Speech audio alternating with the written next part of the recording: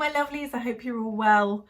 I wanted to do a video about this story because it's kind of hilarious, massive woke on woke crime, if you can call it that. Right, so I don't know if you heard of that. There's been a few instances of woke businesses going under because their woke employees said that the owner wasn't woke enough. You know, there was a coffee shop where the employees basically wanted the owners to hand everything over to them, and that went under. And then there was a coffee shop, I believe in Australia, where they were charging men an extra 30% man tax. And funnily enough, that one shut down as well. But Libs of TikTok shared this story, and it's so hilarious that I wanted to share it with you if you have not already seen it. Lesbian bar shuts down 1 week after opening because they weren't woke enough. Let's deep dive. Doc Marie's is a lesbian bar that opened on July 1st of this year with the hope of bringing more inclusivity to the city of Portland. And I know what you're thinking.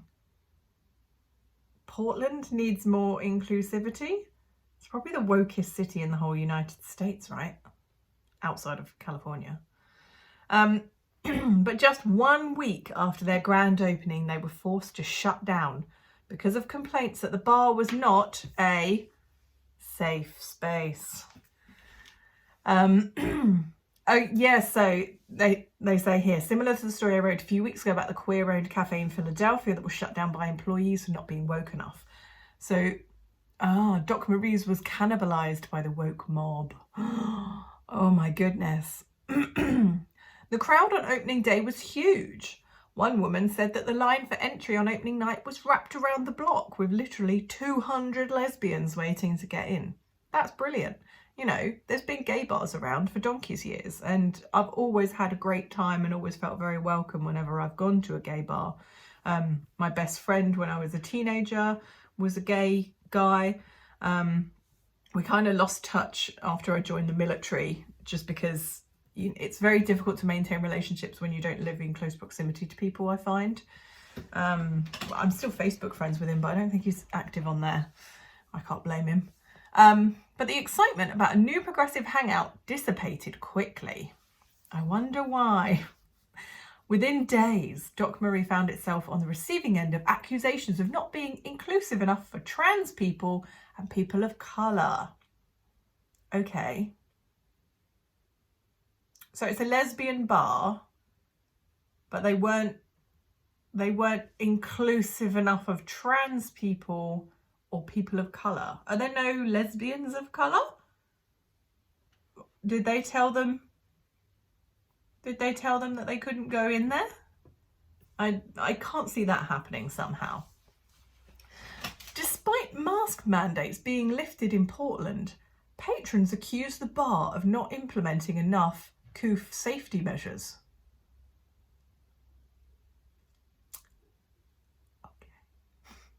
Patrons also claimed that Doc Marie's had culturally appropriative art on the walls. Okay.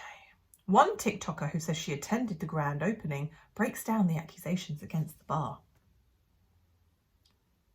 Employees of Doc Marie's created an Instagram page to echo these concerns. If you're going to hire these woke people, just be prepared for them to bite the hand that feeds them, okay? That's all I'm going to say. They claimed that owners weren't proactive enough in creating a safe space. Was it not a padded room for you? And accused the owners of racism. The employees also demanded that the bar host free opportunities for education for the community. Okay, so they're socialists, right? Okay, so we, the Marie Equi Workers Collective, are composed of the current employees of Doc Marie's. We only speak for ourselves, not of the ownership of the bar. This is the only social media account affiliated with us. We felt misled about the safe space, about the space being safe and welcoming. Our vision is a queer worker-owned cooperative that is ran democratically, provides mutual aid and hosts free opportunities for education to our community.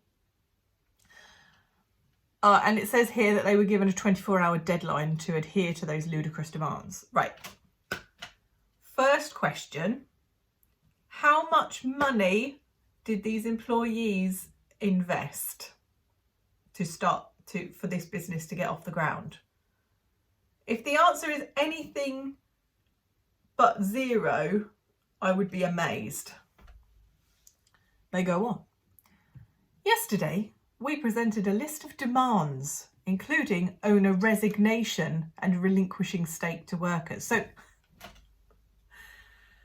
So someone has paid to set up a business for a lesbian bar, which is to increase they just want everybody to have a good time in the lesbian bar. And the workers are demanding that the owner just hand it over to them? These people don't live in the real world, do they?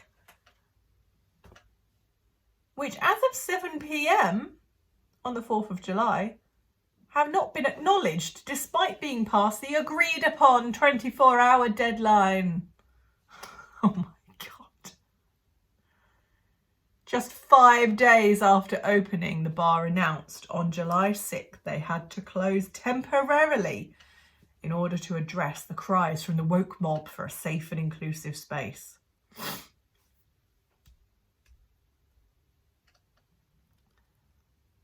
I mean,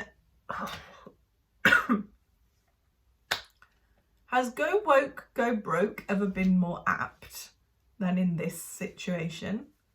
Okay, so this is the bar. We hear you. And we are taking steps to ensure that we carry out our mission of being a proud, safe and inclusive space for our community. We will be posting updates on our action plan shortly, as well as a timeline for reopening. Thank you. So that was July 6th. Surrendering to the woke mob doesn't appear to be working out in Doc Marie's favour, as the bar remains closed with no public plan to reopen.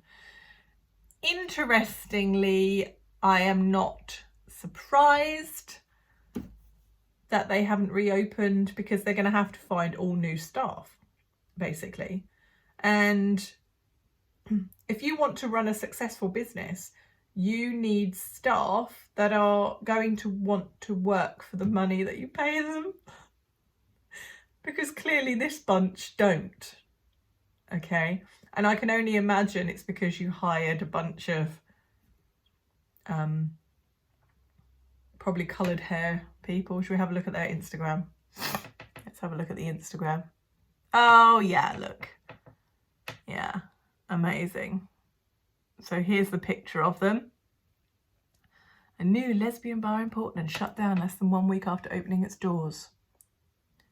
I wonder what the culturally appropriated art was.